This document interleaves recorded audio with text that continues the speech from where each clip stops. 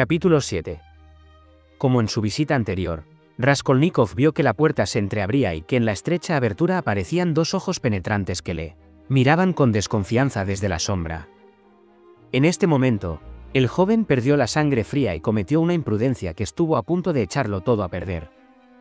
Temiendo que la vieja, atemorizada ante la idea de verse a solas con un hombre cuyo aspecto no tenía nada de tranquilizador, intentara cerrar la puerta, Raskolnikov lo impidió mediante un fuerte tirón. La usurera quedó paralizada, pero no soltó el pestillo aunque poco faltó para que cayera de bruces. Después, viendo que la vieja permanecía obstinadamente en el umbral, para no dejarle el paso libre, él se fue derecho a ella. Alena Ivanovna, aterrada, dio un salto atrás e intentó decir algo. Pero no pudo pronunciar una sola palabra y se quedó mirando al joven con los ojos muy abiertos. «Buenas tardes, Alena Ivanovna», empezó a decir en el tono más indiferente que le fue posible adoptar. Pero sus esfuerzos fueron inútiles, hablaba con voz entrecortada, le temblaban las manos. le traigo, una cosa para empeñar. Pero entremos, quiero que la vea a la luz». Y entró en el piso sin esperar a que la vieja lo invitara. Ella corrió tras él, dando suelta a su lengua. «Oiga, ¿quién es usted? ¿Qué desea?» «Ya me conoce usted, Alena Ivanovna. Soy Raskolnikov. Tenga, aquí tiene aquello de que le hablé el otro día». Le ofrecía el paquetito. Ella lo miró, como dispuesta a cogerlo, pero inmediatamente cambió de opinión. Levantó los ojos y los fijó en el intruso. Lo observó con mirada penetrante, con un gesto de desconfianza e indignación. Pasó un minuto. Raskolnikov incluso creyó descubrir un chispazo de burla en aquellos ojillos, como si la vieja lo hubiese adivinado todo. Notó que perdía la calma, que tenía miedo, tanto, que habría huido si aquel mudo examen se hubiese prolongado medio minuto más. «¿Por qué me mira así, como si no me conociera?», exclamó Raskolnikov de pronto, indignado también. «Si le conviene este objeto, lo toma, si no, me dirigiré a otra parte. No tengo por qué perder el tiempo». Dijo esto sin poder contenerse, a pesar suyo, pero su actitud resuelta pareció ahuyentar los recelos de Alena Ivanovna. «¿Es que lo has presentado de un modo?» Y, mirando el paquetito, preguntó: «¿Qué me traes?» «Una pitillera de plata. Ya le hablé de ella la última vez que estuve aquí». Alena Ivanovna tendió la mano. «¿Pero qué te ocurre? Estás pálido, las manos te tiemblan. ¿Estás enfermo?» «Tengo fiebre», repuso Raskolnikov con voz anhelante. Y añadió, con un visible esfuerzo, «¿Cómo no ha de estar uno pálido cuando no come?». Las fuerzas volvían a abandonarle, pero su contestación pareció sincera. La usurera le quitó el paquetito de las manos. «¿Pero qué es esto?», volvió a preguntar, sopesándolo y dirigiendo nuevamente a Raskolnikov una larga y penetrante mirada. «Una pitillera, de plata». «Véala. Pues no parece que esto sea de plata. Sí que la has atado bien».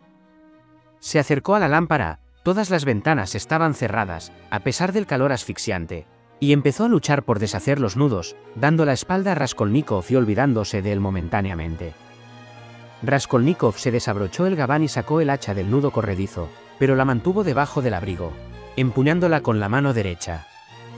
En las dos manos sentía una tremenda debilidad y un embotamiento creciente. Temiendo estaba que el hacha se le cayese. De pronto, la cabeza empezó a darle vueltas.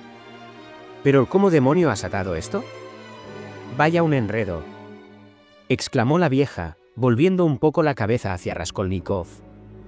No había que perder ni un segundo.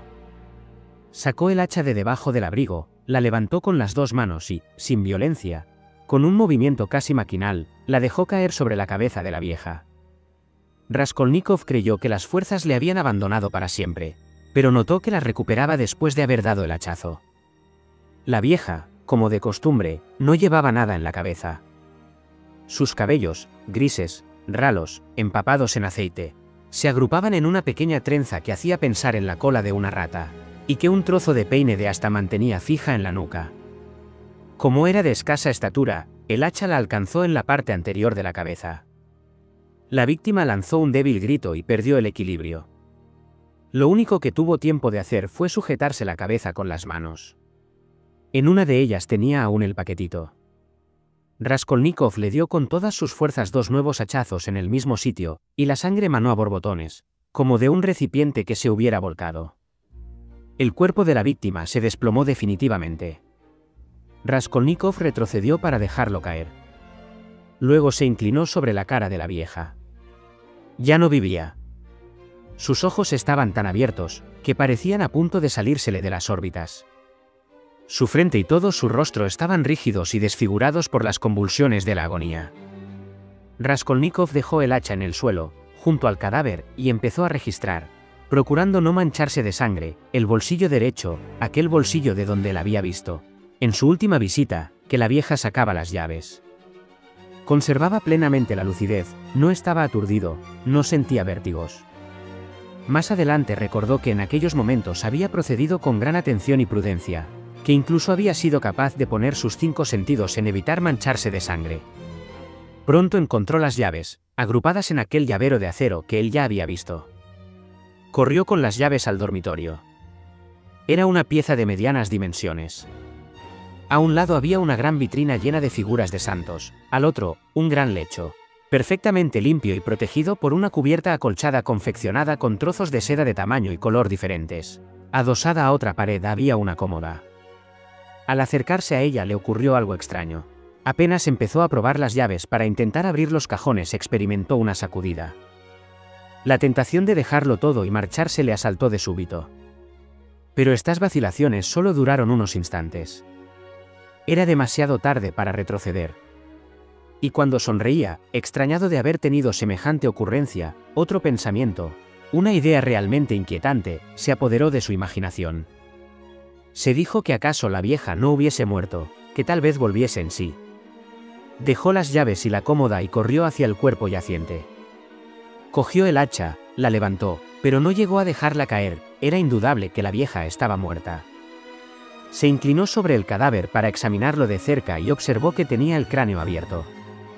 Iba a tocarlo con el dedo, pero cambió de opinión, esta prueba era innecesaria. Sobre el entarimado se había formado un charco de sangre.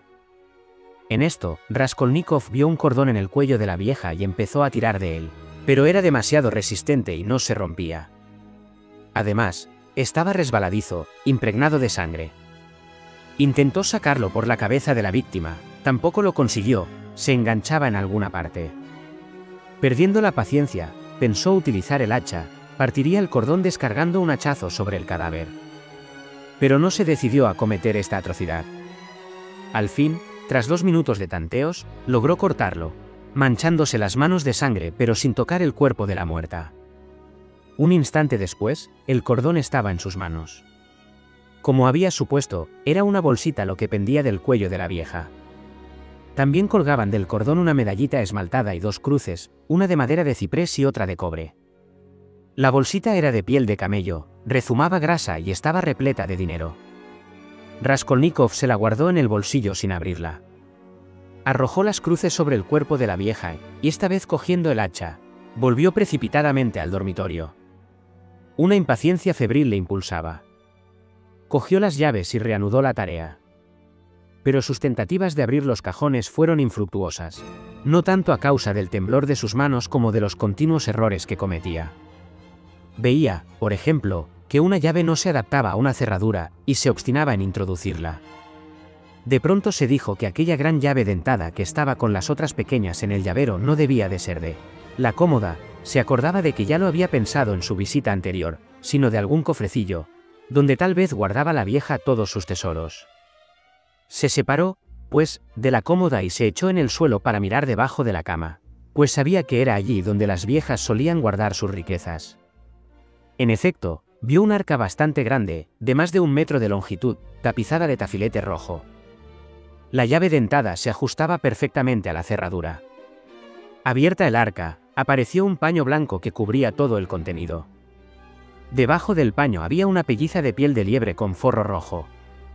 Bajo la piel, un vestido de seda, y debajo de este, un chal. Más abajo solo había, al parecer, trozos de tela. Se limpió la sangre de las manos en el forro rojo. Como la sangre es roja, se verá menos sobre el rojo.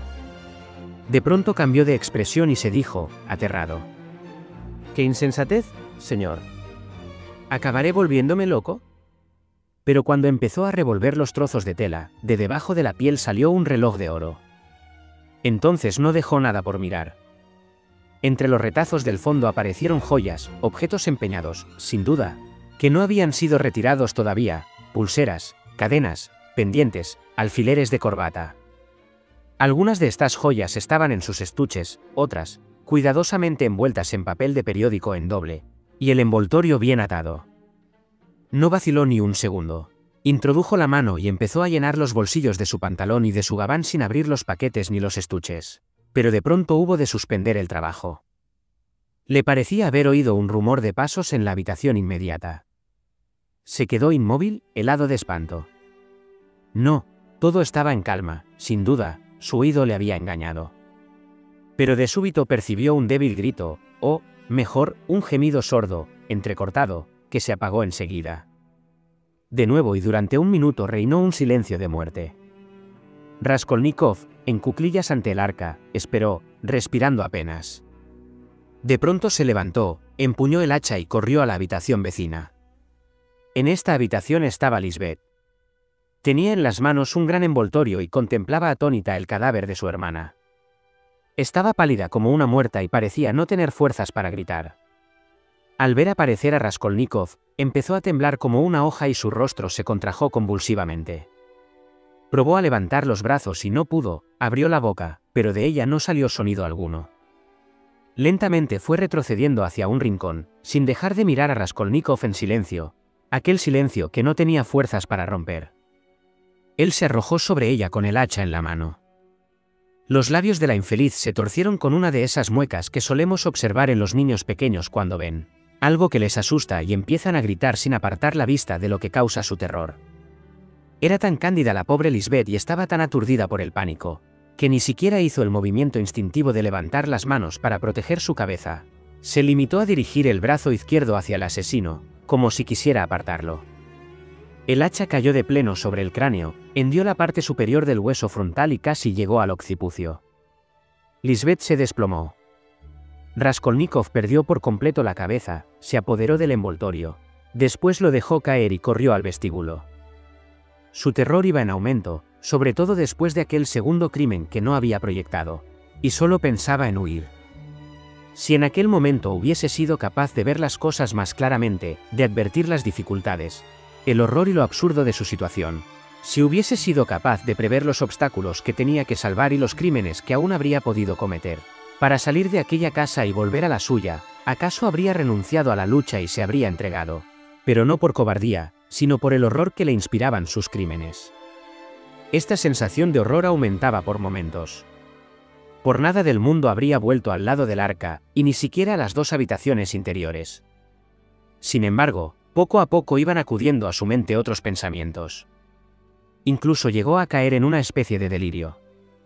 A veces se olvidaba de las cosas esenciales y fijaba su atención en los detalles más superfluos. Sin embargo, como dirigiera una mirada a la cocina y viese que debajo de un banco había un cubo con agua, se le ocurrió lavarse las manos y limpiar el hacha. Sus manos estaban manchadas de sangre, pegajosas. Introdujo el hacha en el cubo, después cogió un trozo de jabón que había en un plato agrietado sobre el alféizar de la ventana y se lavó. Seguidamente sacó el hacha del cubo, limpió el hierro y estuvo lo menos 3 minutos frotando el mango, que había recibido salpicaduras de sangre. Lo secó todo con un trapo puesto a secar en una cuerda tendida a través de la cocina, y luego examinó detenidamente el hacha junto a la ventana. Las huellas acusadoras habían desaparecido, pero el mango estaba todavía húmedo. Después de colgar el hacha del nudo corredizo, debajo de su gabán, inspeccionó sus pantalones, su americana, sus botas, tan minuciosamente como le permitió la escasa luz que había en la cocina. A simple vista, su indumentaria no presentaba ningún indicio sospechoso.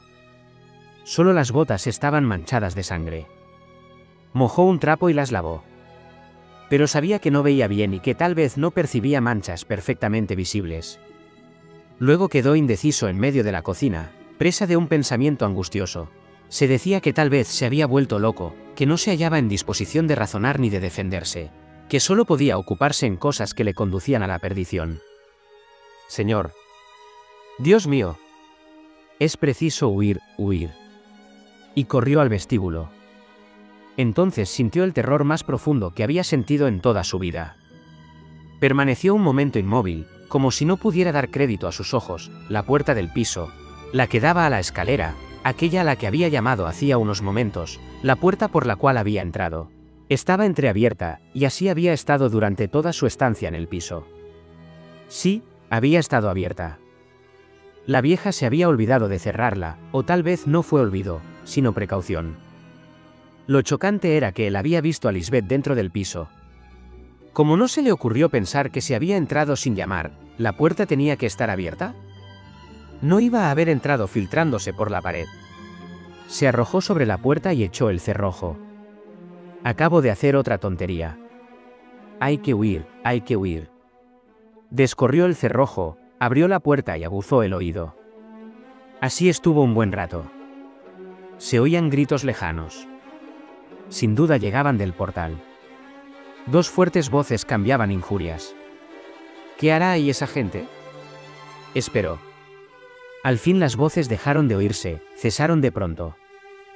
Los que disputaban debían de haberse marchado.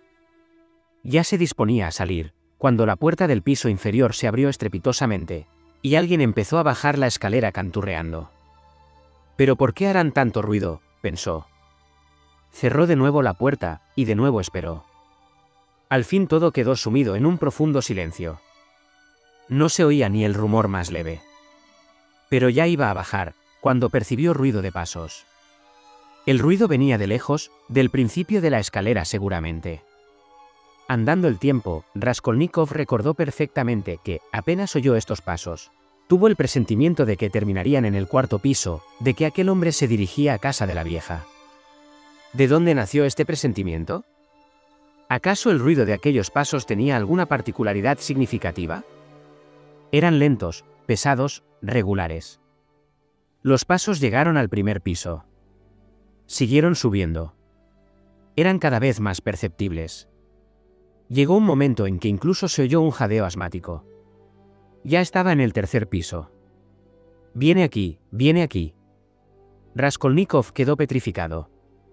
Le parecía estar viviendo una de esas pesadillas en que nos vemos perseguidos por enemigos implacables que están a punto de alcanzarnos y asesinarnos, mientras nosotros nos sentimos como clavados en el suelo, sin poder hacer movimiento alguno para defendernos. Las pisadas se oían ya en el tramo que terminaba en el cuarto piso. De pronto, Raskolnikov salió de aquel pasmo que le tenía inmóvil, volvió al interior del departamento con paso rápido y seguro, cerró la puerta y echó el cerrojo, todo procurando no hacer ruido. El instinto lo guiaba. Una vez bien cerrada la puerta, se quedó junto a ella, encogido, conteniendo la respiración. El desconocido estaba ya en el rellano. Se encontraba frente a Raskolnikov, en el mismo sitio desde donde el joven había tratado de percibir los ruidos del interior hacía un rato, cuando solo la puerta lo separaba de la vieja. El visitante respiró varias veces profundamente. Debe de ser un hombre alto y grueso, pensó Raskolnikov llevando la mano al mango del hacha. Verdaderamente, todo aquello parecía un mal sueño. El desconocido tiró violentamente del cordón de la campanilla. Cuando vibró el sonido metálico, al visitante le pareció oír que algo se movía dentro del piso, y durante unos segundos escuchó atentamente. Volvió a llamar, volvió a escuchar y, de pronto, sin poder contener su impaciencia, empezó a sacudir la puerta, asiendo firmemente el tirador. Raskolnikov miraba aterrado el cerrojo, que se agitaba dentro de la hembrilla, dando la impresión de que iba a saltar de un momento a otro. Un siniestro horror se apoderó de él. Tan violentas eran las sacudidas, que se comprendían los temores de Raskolnikov. Momentáneamente concibió la idea de sujetar el cerrojo, y con él la puerta, pero desistió al comprender que el otro podía advertirlo. Perdió por completo la serenidad, la cabeza volvía a darle vueltas. «Voy a caer», se dijo. Pero en aquel momento oyó que el desconocido empezaba a hablar, y esto le devolvió la calma. ¿Estarán durmiendo o las habrán estrangulado?, murmuró. «El diablo las lleve. A las dos, a Elena Ivanovna, la vieja bruja, y a Lisbeth Ivanovna, la belleza idiota». Abrid de una vez, mujerucas. Están durmiendo, no me cabe duda. Estaba desesperado. Tiró del cordón lo menos 10 veces más y tan fuerte como pudo.